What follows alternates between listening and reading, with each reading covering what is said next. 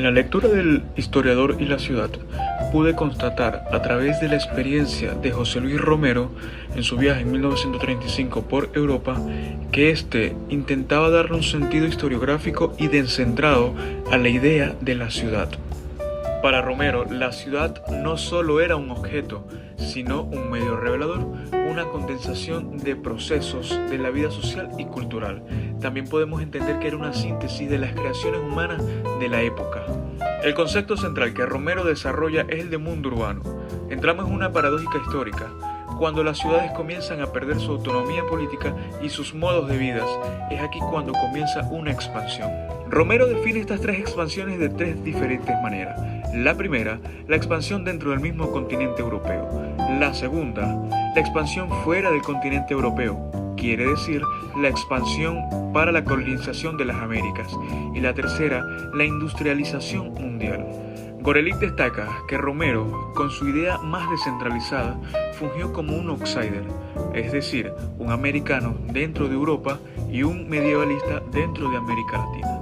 Esto para ganar distancia y así apresar su totalidad. Gorelick destaca que José Luis Romero fue un historiador a través de la ciudad y no simplemente de la ciudad. Utilizó el espacio urbano como mecanismo rector, lo cual le ayudó a conectar siglos de historia. Su legado como urbanista nos enseña a leer las formas físicas de la ciudad, es decir, sus calles, sus barrios, sus plazas. Hay que entender la mentalidad cultural, la mentalidad social, la mentalidad material de estas metrópolis. Hay que entender la autonomía de las ciudades dentro de su contexto urbano. Durante la Edad Media las ciudades se adaptaron a un modelo más orgánico, con calles estrechas y las defensas murales que respondían a las necesidades de seguridad de los ciudadanos. Sin embargo, con el Renacimiento y la Ilustración surgió una nueva visión de la ciudad. El espacio urbano se volvió un símbolo de poder político y del progreso humano, dando lugar a plazas monumentales, avenidas amplias y edificios institucionales. En el texto nos habla también de cómo, nos da un análisis de cómo la industrialización, la ciudad occidental comenzó a fragmentarse. Debido a esto, el crecimiento se aceleró, la aparición de los suburbios y la pérdida de centros históricos provocaron una crisis del modelo clásico de la ciudad. Aún así, persiste a la idea de las ciudades que deben ser el lugar de encuentro de identidad y memoria colectiva. En resumen, la ciudad occidental, el libro de Ciudad Occidental de Juan Luis Romero plantea que la forma urbana es el reflejo de cultura occidental, donde la época deja su huella en las estructuras físicas y simbólicas del espacio.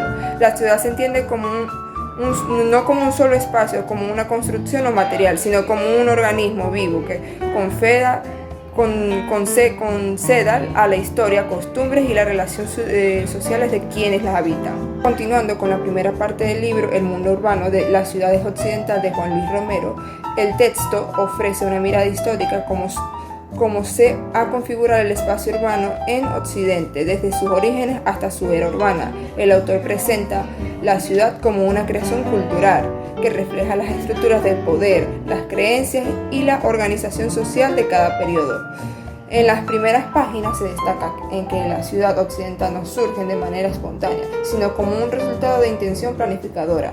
Desde la polis griega y las ciudades romanas, la urbe se concibió como un espacio racional, donde el trazado urbano respondía a ideales de orden, belleza y funcionalidad. La plaza pública, el foro o el mercado fueron los centros vitales de la ciudad colectiva, expresando la idea de comunidad y participación ciudadana. Hola, soy Pedro. En este video voy a hablar sobre la interpretación que hace José Luis Romero acerca de las ciudades latinoamericanas del siglo XIX. Romero analiza cómo durante este periodo las ciudades de Latinoamérica vivieron un proceso brutal de transformación muy particular, donde lo urbano y lo rural comenzaron a coexistir de manera dinámica. Estas ciudades comenzaron a crecer impulsadas por la expansión del comercio, la construcción de nuevas infraestructuras y la aparición de clases sociales vinculadas al capitalismo. Sin embargo, a pesar de los cambios, conservaron muchas estructuras coheredadas del orden colonial, con jerarquías sociales y tradicionales económicas que seguían dependiendo de la agricultura, Romero llama a este proceso de modernización incompleta lo llama, porque la ciudad no rompió totalmente con el pasado.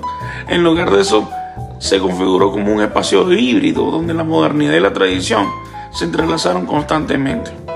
En la vida urbana persistieron muchas prácticas rurales como la autoconstrucción de viviendas o las formas comunitarias de sociabilidad. Esta mezcla entre lo nuevo y lo antiguo dio origen a una identidad urbana propia de la América Latina, que puede verse en la disposición de las calles y los barrios y en relación a la vivienda, el comercio y el espacio. En resumidas cuentas, para Romero, las ciudades del siglo XIX fueron el escenario donde el pasado y el futuro convivieron, espacios que reflejaban tanto la aspiración del progreso como la permanencia de las tradiciones que aún definían la vida en Latinoamérica. El pensamiento de José Luis Romero sobre la ciudad como una construcción cultural viva, donde cada época deja su huella, se aplica directamente al caso del casco histórico de Santa Lucía en Maracaibo. Este barrio representa una condensación de procesos históricos donde la estructura colonial y republicana coexiste con nuevos usos contemporáneos, un ejemplo de la modernización incompleta que Romero identificaba en Latinoamérica. La morfología de Santa Lucía, con su escala humana y la vitalidad de sus espacios públicos, como la calle y la plaza, es el escenario físico de la sociabilidad y de la identidad colectiva de sus habitantes.